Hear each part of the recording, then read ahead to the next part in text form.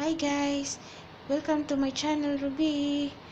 Ito, ang pinakita ko sa inyo ay cake at saka sisig. Ibibigay ko to sa gwardiya ngayon kasi birthday kahapon sa aking boss. At ito naman ay si Charon. Ibibigay ko din sa kanya kasi ang daming si Charon dito. Kaya, yun, para makatikim din sila.